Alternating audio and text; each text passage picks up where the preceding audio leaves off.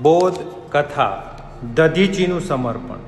પહેલાના સમયમાં દેવો અને દાનવો વચ્ચે ઘણીવાર લડાઈઓ થતી અને દાનવો દેવો તથા મનુષ્યોને દુઃખ આપતા હતા. એક વેળા દેવો અને દાનવો વચ્ચે ખૂબ મોટું યુદ્ધ થયું. વૃત્તાસુર નામે ઘણા બળિયા દાનવના જોરે દાનવો આખી દુનિયાને પીડા આપવા લાગ્યા. તેમની સામે દેવોએ લડાઈ તો કરી, પણ કેમ કરીને ફાવ્યા નહીં. છેવટે જ્યારે કઈ ઉપાય ન રહ્યો ત્યારે પોતાના રાજા ઇન્દ્રને લઈને દેવો ભગવાન પાસે ગયા અને એમને પગે પડીને બોલ્યા, નારાયણ અમને બચાવો, વૃત્તાસુરથી આપ અમારું રક્ષણ કરો. ભગવાને કહ્યું, વૃત્તાસુરને મારવાનો માત્ર એક જ ઉપાય છે. ઇન્દ્રના હાથમાં વજ્ર આવે તો તે વડે તેને મારી શકાય. દેવોએ કહ્યું, એ વજ્ર અમને ક્યાંથી મળે તે કહો.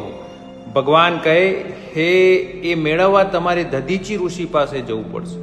જો તે પોતાના પ્રાણ ત્યાગી દે, પોતાના શરીરના હાડકાં તમને આપે, તેમાંથી જો તમે વજ્ર બનાવરાવો તો એ વડે વૃત્તાસુરને મારી શકાય. આ વાત સાંભળી દેવો તો ભગવાનને પગે લાગી ઋષિ પાસે ગયા અને હાથ જોડી ઉભા રહ્યા. ઋષિ નદી કાંઠે બેસીને તપ કરતા હતા. આંખ ઉઘાડતો તેમણે દેવોને આવેલા જોયા એટલે પૂછ્યું, ઇન્દ્રરાજ પ્રણામ, કહો કેમ આવું થયું? ઇન્દ્ર હાથ જોડીને કહે, વૃત્તાસુર રાક્ષસ આખા જગતને પીડે છે. અમારે તેને મારવો છે, પરંતુ તેના માટે વજ્રની આવશ્યકતા છે, જે આપ જેવા મહાન આત્માના શરીરના મજબૂત હાડકાંથી બનાવી શકાય તેમ છે.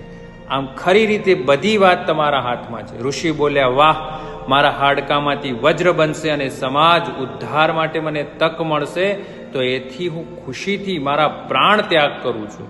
મને તમારી માંગણી કબૂલ છે. આવા સમાજના કામ માટે પ્રાણ ત્યાગ કરવાની તક આપવા બદલ આનંદ અનુભવું છું. એમ કહી ઋષિ પલાઠી વાળીને ધ્યાનમાં બેસી ગયા. જોત જોતામાં એમણે પોતાનું શરીર છોડી દીધું. ઇન્દ્રે એમના શરીરના હાડકાથી વજ્ર બનાવડાવ્યું. એના વડે વૃત્તાસુર સાથે લડાઈ કરી વિજય પ્રાપ્ત કર્યો. વૃત્તાસુર સાથે બીજા બળવાન દાનવો પણ હણાયા. જગત એમની ભયંકર પડકારમાંથી છૂટ્યું. ત્રણેય લોકોના ભલા માટે દધીચી ઋષિએ પ્રાણનો ત્યાગ કર્યો. આપણે પણ જે સુખ, શાંતિ અને સગવડનો અનુભવ કરીએ છીએ તે સમાજમાં કોઈના સમર્પણનું પરિણામ છે. સમર્પણ કરવું એ વાસ્તવિક રીતે સામાજિક ઋણ અદા કરવાનો અવસર છે.